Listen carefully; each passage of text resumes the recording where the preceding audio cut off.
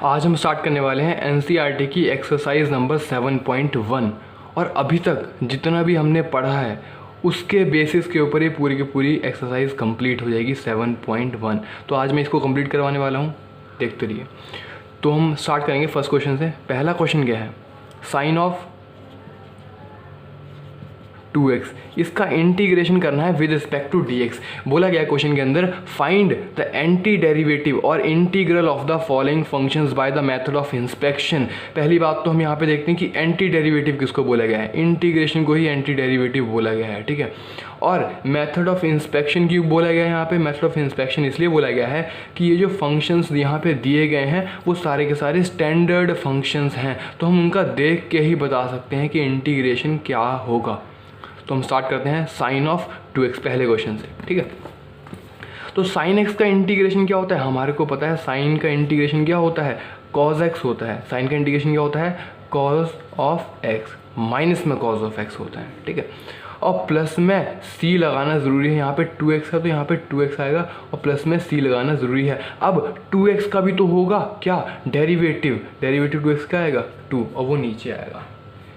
ऐसा क्यों कर रहे हैं, तो मैंने बताया था आपको जो भी स्टैंडर्ड सिग्नल्स हैं, sine of x, cos of x, e की पावर x और जो भी हमने पढ़े हैं आगे, ठीक है, वहाँ पे सब हमने फॉर्मूले ड्राइव कर रहे थे x के रिस्पेक्ट में। साइन x का अगर ऐसा आ जाए कहीं पे साइन ऑफ ax प्लस में b, तो साइन का जो भी इंटीग्रेशन होगा पहली बात तो इस पूरे के पूरे को x मान के किया जाएगा। साइन का इंटीग्रेशन क्या हो जाएगा, कॉस हो जाएगा और डिवाइड में क्या आ जाएगा, डिवाइड में हमेशा a आ जाएगा, यानी कि ax प्लस में b का डेरिवेटिव आ जाएगा। ऐसा क्यों था वो हम बताएंगे, ठीक है। अब देखो पहला क्वेश्चन हो गया। दूसरा क्वेश्चन की हम तरफ चलते हैं। दूसरा क्वेश्चन क्या बोला गया है, cos of 3x, cos of 3x, इसका इंटीग्रेशन करना है with respect to dx। Cos का इंटीग्रेशन क्या होता है, कॉस का इंटीग्रेशन होता है साइन ऑफ x। यहाँ पे x किसको मानेंगे हम, 3x को, तो साइन ऑफ 3x हो जाएगा। 3x का डेरिवेटिव भी होगा, क्या होगा 3, वो नीचे आ जाएगा डिवाइड में, प्लस में c तो लगाना ही है, ठीक है। नेक्स्ट क्वेश्चन चलते हैं, थर्ड क्वेश्चन देखते हैं। e की पावर 2x है, इसका integration with respect to x। हमारे को स्टैंडर्ड फंक्शन तो पता है, e की पावर x का इंटीग्रेशन क्या होता है विद रिस्पेक्ट टू dx, वो होता है e की पावर x प्लस में c। इनडेफिनेट इंटीग्रल्स की बात कर रहे हैं। इनडेफिनेट इंटीग्रल्स क्या होता है, जहाँ पे कोई भी लिमिट नहीं दी गई होती, इनको हम बोलते हैं लिमिट्स। यहाँ पे बोला गया है a b, ये क्या होती हैं, लिमिट्स होती हैं। ये इंटीग्रल का जो साइन है उसके नीचे यहाँ पे लिखा रहता है ये लिमिट्स, तो ये हो जाता है डेफिनेट इंटीग्रल, यानी कि इसकी एक कोई डेफिनेट वैल्यू आती है, इसको इसलिए हम डेफिनेट इंटीग्रल बोलते हैं। मगर हम यहाँ पे बात कर रहे हैं इनडेफिनेट इंटीग्रल्स की। तो e की पावर 2x का integration with respect to dx, e की पावर x का तो पता है, यहाँ पे हम इसको पूरे को x मानेंगे, तो e की पावर x का इंटीग्रेशन क्या होता है, e की पावर x होता है, x यहाँ पे क्या है 2x, डिवाइडेड बाय 2x को अभी तो होगा क्या, डेरिवेटिव क्या होता है 2x का, वो होता है 2 प्लस में c। देखो जहाँ जहाँ पे भी x था वहीं वहीं पे ये वैल्यू हम ऐसे रिप्लेस करेंगे, ठीक है। हाँ, अब हम नेक्स्ट क्वेश्चन की तरफ चलते हैं। नेक्स्ट क्वेश्चन क्या है, हमारे को फोर्थ क्वेश्चन दिया गया है, इसको इरेज कर लेते हैं। फोर्थ क्वेश्चन देखते हैं। फोर्थ क्वेश्चन दिया गया है ax प्लस में b का होल स्क्वायर, इसका इंटीग्रेशन करना है विद रिस्पेक्ट टू dx। अब मैंने आपको बताया था x की पावर n का integration with respect to dx, ये तो हम जानते हैं कि पावर में एक बढ़ जाता है और पावर से डिवाइड हो जाता है, प्लस में c आ जाता है, इतना तो हमारे को पता है। मगर हमने ये नहीं देखा था कि x की जगह पे ax प्लस में b की पावर 2 है ना। यहाँ पे n कितना है, यहाँ पे n की वैल्यू है 2।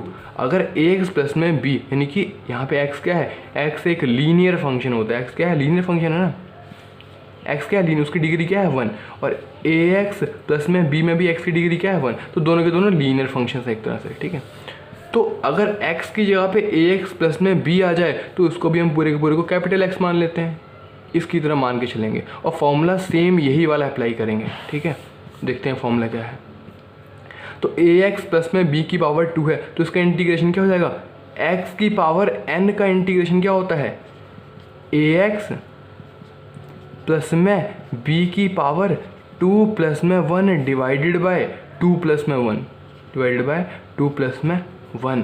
अब ए एक्स प्लस में बी का भी तो होगा क्या डेरिवेटिव, बताया था ना मैंने, ए एक्स प्लस में बी का डेरिवेटिव बोलो, या फिर सीधे बोल दिया करो ए से डिवाइड होगा, जो भी एक्स के साथ कोफिशिएंट होगा उसका, तो डिवाइड किससे होगा, ए से डिवाइड कर दिया और सी लगा दिया, ठीक है। तो इसको हम सिंप्लीफाई कर लेते हैं। सिंप्लीफाई करने के बाद क्या आ जाएगा, ये आ जाएगा ए एक्स प्लस में बी की पावर 3 डिवाइडेड बाय 3 ए, ये आ जाएगा आंसर प्लस में सी, फोर्थ क्वेश्चन।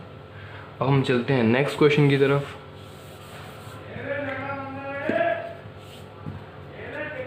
फिफ्थ क्वेश्चन की तरफ हम चलते हैं। फिफ्थ क्वेश्चन क्या बोला गया है, साइन ऑफ 2x माइनस में 4e की पावर 3x दिया गया है। इस पूरे के पूरे का इंटीग्रेशन करना है विद रिस्पेक्ट टू dx। तो हमने दो प्रॉपर्टीज़ पढ़ी थी, अगर कांस्टेंट मल्टीप्लाई हो फंक्शन के साथ इसका इंटीग्रेशन हो dx, है ना, तो कांस्टेंट तो बाहर आ जाता है, इंटीग्रेशन किसका होता है, सिर्फ फंक्शन का होता है। और दूसरी हमने प्रॉपर्टी पढ़ी थी कि फंक्शन के साथ अगर प्लस माइनस में दूसरा फंक्शन है और दोनों का कंपोजिट फंक्शन का, इसका दोनों के एडिशन या सब्ट्रैक्शन का इंटीग्रेशन हो, तो एफ एक्स का इंटीग्रेशन होगा पहले with respect to D X, और प्लस में जी एक्स का इंटीग्रेशन होगा और दोनों को ऐड कर दिया जाएगा या फिर सब्ट्रैक्ट कर दिया जाएगा अकॉर्डिंग टू द साइन। ये हमने प्रॉपर्टीज़ दो देखी थी। तो अब इनके अकॉर्डिंग देखो क्या होगा, तो हम स्प्लिट कर लेते हैं। साइन ऑफ 2x का इंटीग्रेशन होगा with respect to dx, minus में 4 कांस्टेंट है यहाँ पे, तो कांस्टेंट तो बाहर आ जाएगा, इंटीग्रेशन e की पावर 3x का होगा विद रिस्पेक्ट टू dx। ये बात समझ में आ रही है। साइन x का इंटीग्रेशन क्या होता है, माइनस ऑफ कॉस x। देखो ये हमारे को ध्यान कैसे रखना है, देखो हमने पढ़ा था ना साइन x का डेरिवेटिव क्या पढ़ा था हमने, कॉस x पढ़ा था, ठीक है, और cos x का डेरिवेटिव हमने क्या पढ़ा था, माइनस ऑफ साइन x, यानी कि माइनस को उस तरफ ले जाओ तो साइन x किसका डेरिवेटिव करने पे मिला था, cos x का, यानी कि साइन x का इंटीग्रेशन कर दूंगा तो क्या मिलना चाहिए, माइनस ऑफ cos x मिलना चाहिए हमारे को, ठीक है, उल्टा हो जाएगा यहाँ पे। तो साइन x का इंटीग्रेशन क्या होगा, साइन x का इंटीग्रेशन हो जाएगा minus of cos of 2x, और 2x का भी तो होगा क्या, डिवाइड बाय 2, माइनस में 4 यहाँ पे कांस्टेंट है। e की पावर x का इंटीग्रेशन क्या होता है, e की पावर 3x का इंटीग्रेशन e की पावर 3x ही होगा, डिवाइडेड बाय 3 भी तो आएगा, है ना, और प्लस में c। ये है फाइनल आंसर। आगे के सवाल नेक्स्ट वीडियो में।